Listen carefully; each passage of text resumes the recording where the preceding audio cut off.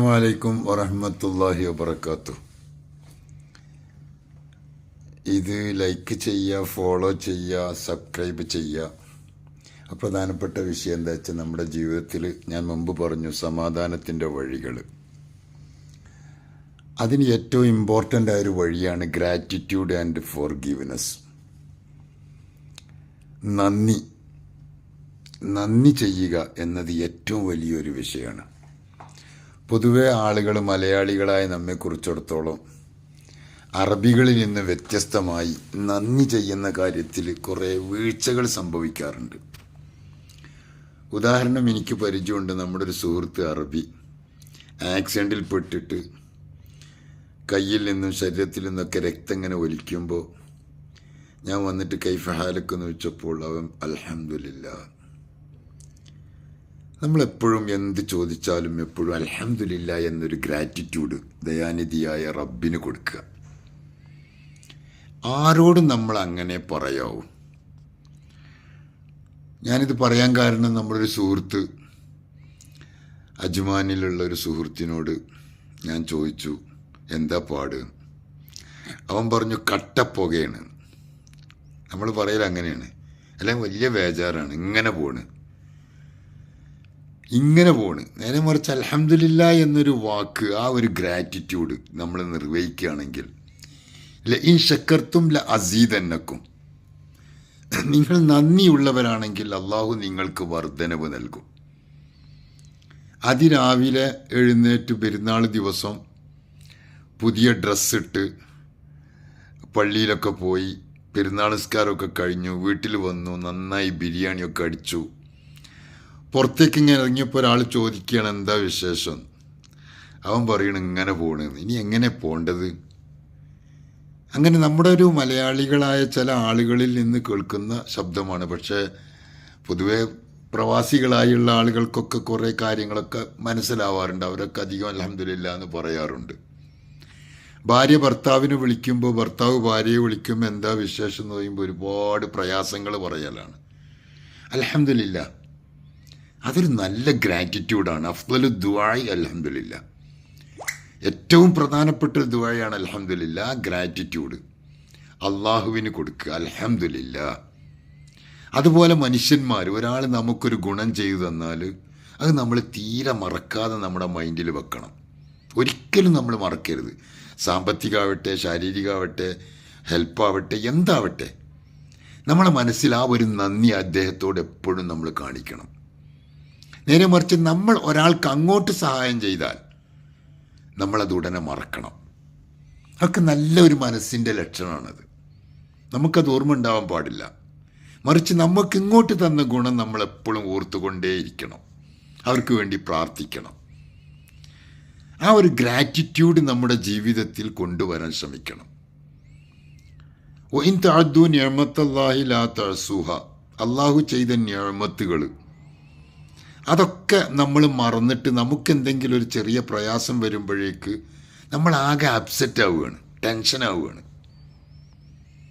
ഈ ടെൻഷൻ കൊണ്ട് നമുക്കുണ്ടാകുന്ന തന്ന നിഅമത്തിനെ കുറിച്ച് നമ്മൾ ഓർക്കാറില്ല. നമുക്ക് അള്ളാഹു കണ്ണ് തന്നു, സംസാരിക്കാൻ നാവ് തന്നു, കേൾക്കാൻ ചെവി തന്നു.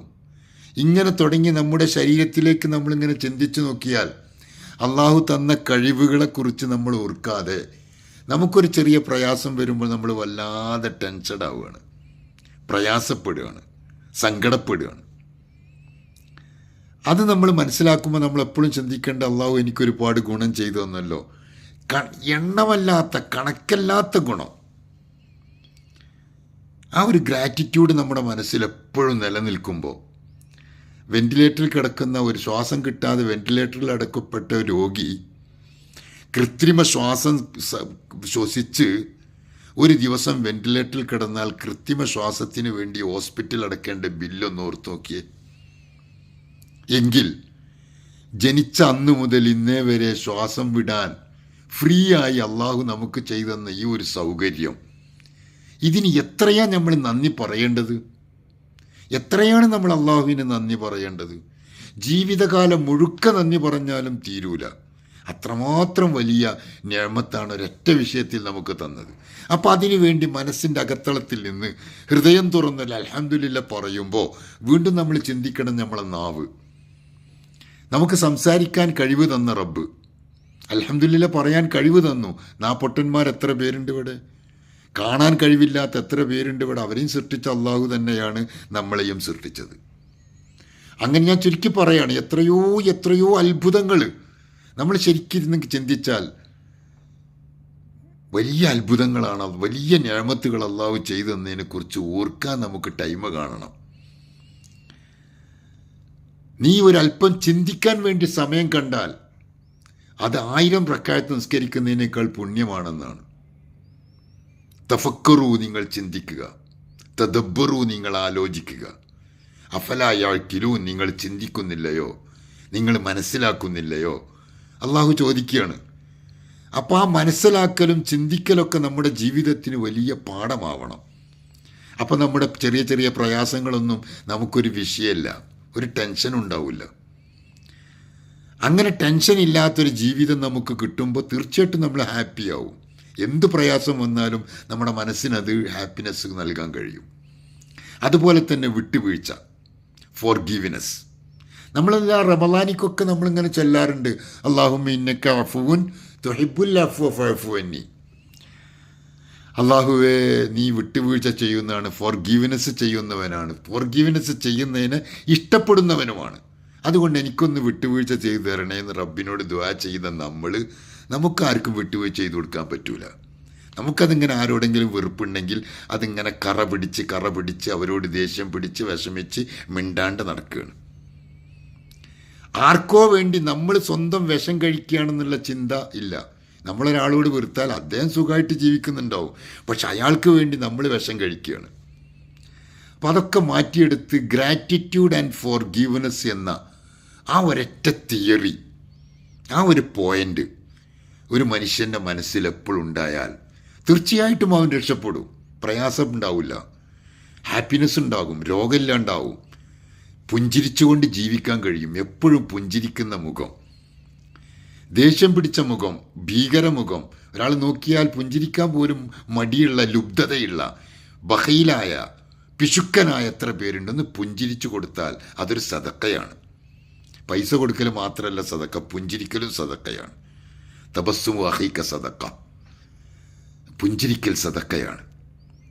ഈ പരിശുദ്ധമായ റബീഉൽ അവ്വൽ മാസത്തിൽ നമ്മൾ ഉൾക്കൊള്ളേണ്ട ഹബീബായ റസൂലുള്ളാഹി തങ്ങളിൽ നിന്ന് കിട്ടുന്ന ഈ ഒരു ഉപദേശങ്ങളൊക്കെ, നിർദ്ദേശങ്ങളൊക്കെ എത്രമാത്രം അർത്ഥവത്താണെന്ന് ഓർക്കുക. അഹബ്ബു ഇലല്ലാഹ്, അള്ളാഹു തആലക്ക് ഏറ്റവും ഇഷ്ടപ്പെട്ട അമലെന്താണെന്ന് ചോദിച്ചപ്പോൾ അള്ളാഹു തആല എൻ്റെ ഏറ്റവും ഇഷ്ടപ്പെട്ട അമല് അഹബ്ബുൽ അഅ്മാലി ഇലല്ലാഹി ഇദ്ഖാലു സുറൂറി ഫീ ഖുലൂബിൽ മുഅ്മിനീൻ. ഒരു മുഅ്മിൻ്റെ കൽബ് സന്തോഷിപ്പിക്കുക. സാമ്പത്തികമാവട്ടെ, പുഞ്ചിരി കൊണ്ടാവട്ടെ, സഹായം കൊണ്ടാവട്ടെ, ഒരു മുഅ്മിൻ്റെ കൽബ് സന്തോഷിപ്പിക്കാൻ കഴിഞ്ഞാൽ മാഷാ അല്ലാഹ് എന്തൊരു സന്തോഷമാണത്. അള്ളാഹ്ക്ക് ഏറ്റവും ഇഷ്ടപ്പെട്ട അമലാണ്. നമുക്ക് നല്ലതൊക്കെ ചെയ്യാനും വേണ്ടാത്തത് ഒഴിവാക്കാനും അള്ളാഹു തൗഫീഖ് ചെയ്യട്ടെ.